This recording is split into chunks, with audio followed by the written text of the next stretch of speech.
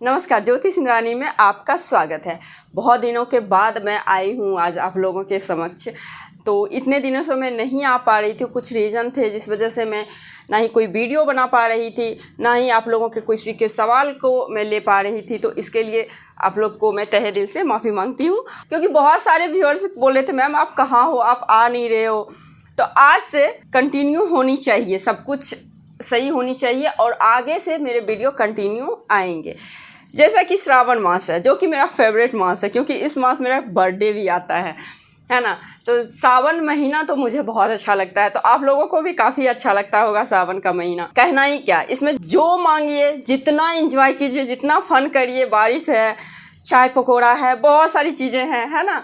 Green sari पहनिए, देखिए जैसा कि मैं पहन रखी हूँ। ग्रीन चूड़ी आप पहन सकते हैं, है ना। तो ये बहुत अच्छा है, खास करके लेडीजों के लिए। सजने संवरने का मौसम है और इस मास जितनी भी मनोकामनाएं हैं, सारी मनोकामनाएं भोलेनाथ को बोल दीजिए, वो पूरा कर देते हैं।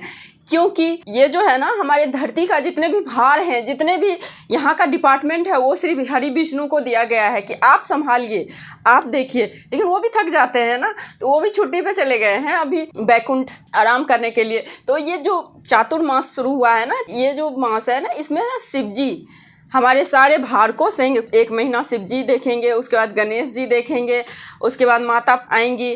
तो इस प्रकार से अब से त्योहारों का एक तरह से सीजन शुरू हो गया। तो आपको मैं आज बताने वाली हूँ कि श्रावण के मास में सबसे पहली बात तो एंजॉय करिए, खूब एंजॉय करिए और खूब अच्छी अच्छी बातों सोचिए, अच्छे पॉजिटिव रहिए, सकारात्मक रहिए, बहुत अच्छा रहेगा।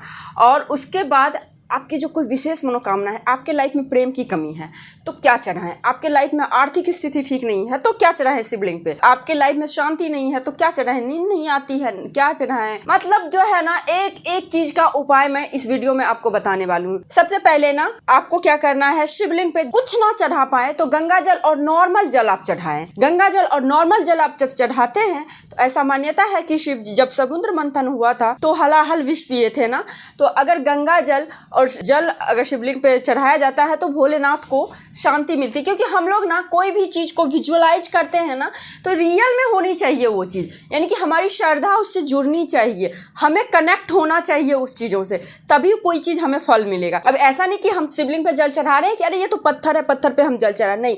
आप उनको शिव जी मानिए कि हाँ हैं, कोई वहाँ पे देवता बैठे हुए हैं, हम उनको अर्पित कर रहे हैं। ये मनोभाव से कोई भी चीज़ अर्पण करें और कोई भी मनोकामना मांगे तो जरूर पूर्ण होता है, ठीक है। तो आपको क्या करना है, सबसे पहले शिवलिंग पे जल चढ़ाना है, गंगा जल चढ़ाना है, ठीक है। अगर आपकी लाइफ में किसी भी प्रकार का टॉक्सिक सिचुएशन चल रहा है, मैरिज लाइफ हो, दोस्तों में हो, स्कूल में हो, चाहे आपके घर में हो, आपके रिलेशनशिप में हो, कहीं भी किसी प्रकार का टॉक्सिक चीज़ें चल रही हैं, तो आप शिवलिंग पे गंगा जल रेगुलर चढ़ाएं, बहुत बढ़िया है। रेगुलर नहीं चढ़ा सकते हैं, सिर्फ और सिर्फ सोमवार के दिन चढ़ाएं। एक दूसरा चीज़, उसके बाद दूध का प्रावधान है। अब दूध चढ़ाइए, कोई बात नहीं, दूध वेस्ट नहीं होता है, दूध चढ़ाइए शिवलिंग पे।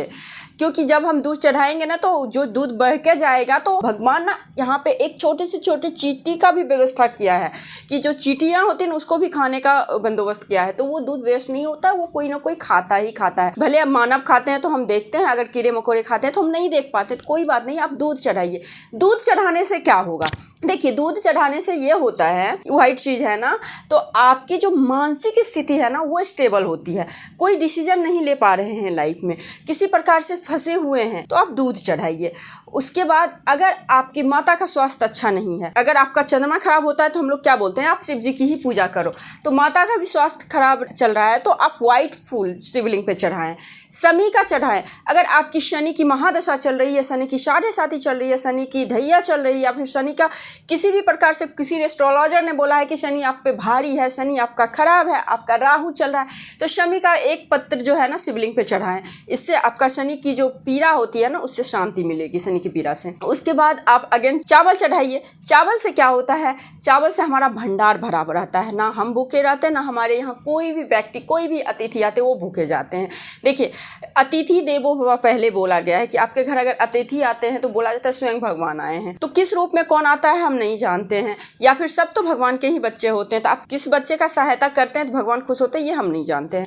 तो इसीलिए बोला जाता है चावल चढ़ाने से आपका हमेशा पर्याप्त मात्रा में धन रहेगा, कभी घटेगा नहीं। कोई भी काम करने जाएं या फिर किसी की हेल्प करने जाएं या फिर अपना ही कुछ काम करें तो आपको कभी भी पैसे की कमी नहीं होगी अगर आप चावल चढ़ाते हैं शिवलिंग पे। तो उसके बाद चंदन चढ़ाइए। चंदन से भी अगर आप में निगेटिविटी आता है, डिप्रेशन जैसी माहौल बन रही है, कुछ बार बार लड़ाई झगड़े हो रहे, घर में कलह क्लेश हो रहा है, तो चंदन का लेप, देखिए इसका भी लॉजिक है। चंदन का लेप लगाने से क्या होता है, शिव जी को बहुत ठंडक पहुंचती है, बहुत शांति मिलती है, क्योंकि उन्होंने विष पिया था। तो श्रावण मास में उन्हें बहुत ही शांति मिलती है। ये सब चढ़ाया जाता है, उनको प्रिय है, वो चढ़ाएं। उसके बाद आप धतूरा चढ़ाएं, भांग चढ़ाएं, ये भी ठंडा ही होता है। तो ठंडी चीज़ें जितनी भी होती है वो चढ़ाएं। गन्ने का रस चढ़ाएं, ये भी ठंडा होता है। अनार का रस चढ़ाएं, गुलाब चढ़ाएं। अगर आपके लाइफ में प्रेम की कमी है, कहीं से प्रेम नहीं मिल पा रहा है, या फिर आपकी गर्लफ्रेंड बॉयफ्रेंड है, वाइफ हस्बैंड है, अगर एक दूसरे से प्रेम चाहते हैं तो आप इस तरह से गुलाब का फूल चढ़ा सकते हैं। देखिए शिव जी पे आप कुछ भी मनोभाव से चढ़ाएं, बस कुछ एक चीज़ है जो कि ना चढ़ाएं, जैसे सिंदूर ना चढ़ाएं उन पे, पूरा नारियल जो होता है तोड़ के वो ना चढ़ाएं उन पे, मतलब जो उनको प्रिय नहीं है, जो उनके लिए आप सबको पता होता है कि क्या नहीं चढ़ाना चाहिए, लेकिन फिर भी स्पेशल जो कहते हैं ना सिंदूर वगैरह नहीं चढ़ाना चाहिए शिवलिंग पे, तो ये ना चढ़ाएं। बाकी जो भी चढ़ाएं मनोभावना से चढ़ाएं, एकदम कनेक्ट होके चढ़ाएं। नमः शिवाय का जाप करते रहे पूरे श्रावण मास, आपकी समस्त मनोकामनाएं पूर्ण होगी। और इसी मास हमारी माताएं बहनों के लिए कितने सारे व्रत हैं, तीज आ रहे हैं, रक्षाबंधन आ रहे हैं, कितने सारे व्रत आ रहे हैं ना। आपके पति के भी उम्र बढ़ रहे हैं, आपके भाई के भी उम्र बढ़ रहे हैं, सबके उम्र बढ़ने की ये जो मास है इसमें होते हैं पूजा। तो इस तरह से आप पूजा, महिलाएं तो फिर भी कर लेती है इस समय, लेकिन बोला जाता है जेंट्स को भी, जितने भी पुरुष वर्ग हैं उनको भी इस समय शिवलिंग पे जल अर्पित करना चाहिए, ना कुछ कर पाएँ तो श्रावण मास बहुत ही शुभ है, बहुत ही अच्छा होता है, बहुत ही पावन होता है। स्वयं धरती पे ऐसा मान्यता है कि शिव जी आते हैं, माता पार्वती आती हैं, तो सबका पूजन करें, अच्छे से करें, मनोभाव से करें। और मेरे तरफ से मेरे सारे व्यूअर्स को श्रावण मास की बहुत बहुत शुभकामनाएं और बहुत बधाई भी हो। ठीक है, तो आज के लिए बस इतना ही। सबको अगेन हैप्पी श्रावण।